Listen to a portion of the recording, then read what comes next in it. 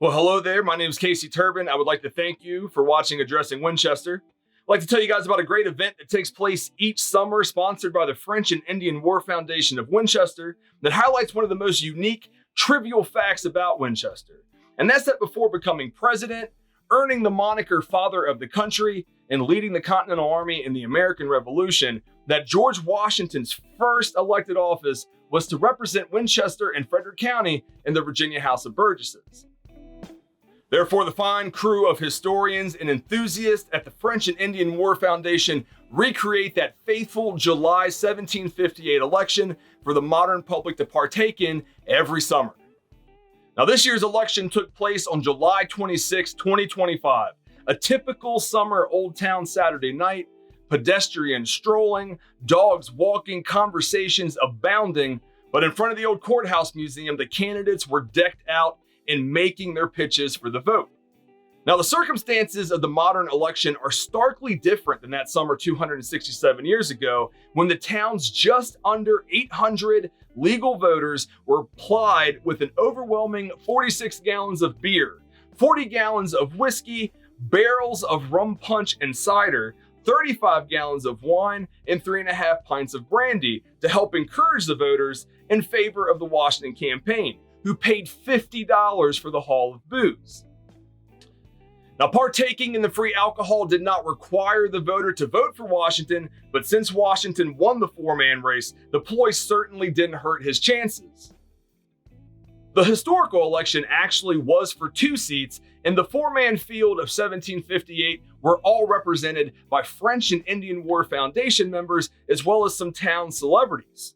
Now, although Washington did win, potentially on the back of his liquid refreshments, he was actually on military assignment in Cumberland, Maryland, serving his role as colonel in operations of the ongoing French and Indian War. Therefore, town founder James Wood stumped and represented Washington both in 1758 and again in 2025. George Washington, you must support him. He has been the past 2 years out in the field, out in the north, out in the Ohio country with his soldiers, trying to keep them from coming in and burning the settlers' homes and fields. And right now he's doing his duty at Fort Cumberland, conferring with them. He was ordered there to further try and keep the French at bay. Woods was betrayed by VP of the French and Indian War Foundation, Mr. Steve Resin. The man in the evening, just 26 years old when he was elected, did make an appearance. Bucking against history and overseeing the party was Washington, played by Middletown's Mayor Charles Harbaugh IV.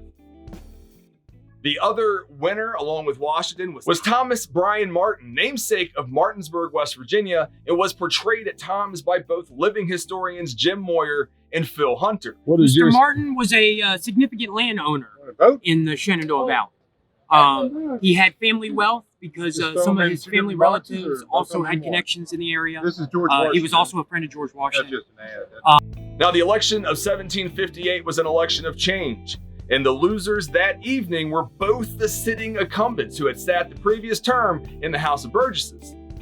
Those men, Hugh West, stumped diligently as portrayed by Frederick County Supervisor John Jewell. Hugh West, I had the warehouse. I created the port that is now Alexandria. Oh, no, wait. That is Yeah, my that's gimmick. George's there. That's what I'm here for. And Winchester Mayor Les Feach was convincing as the dashing Thomas Swearingen. You need to vote for Swearingen, that's me. I have the only outhouse in the county that's got a lock on it. Plus my steel is the only one that wasn't exploded, so I still have my alcohol. But in the end, their charms were unsuccessful, and the chant of the evening, Vote the incumbents out! carried the day. Now, speaking of carrying, the capstone of the evening was the recreation of the famous 1853 image published in Graham's magazine of James Wood hoisted in celebratory glory as the town celebrated Washington's victory. Huzzah! Huzzah! To George Washington! Now, it was a great evening. Young people, old folk, everyone in between hanging out and engaging with the election. And I hope that encourages you to want to learn more about Washington's time in Winchester and the remainder of his time in the Virginia House of Burgesses. And to do so, I would encourage you to check out and support the French and Indian War Foundation at fiwf.org, as well as to check out their historic site at Fort Loudon, just a short 2-block walk from Winchester's pedestrian mall. So just remember, the next time that you're out in Old Town or you see George Washington brought up in any number of pop culture, even political situations. Do you know who number 2 is? George Washington. How about that? How about that? That his first time winning any election was for the mighty little historic town of Winchester when he was just 26 years old. I hope you learned something new today. Please like, subscribe, and share. And thanks for watching Addressing Winchester.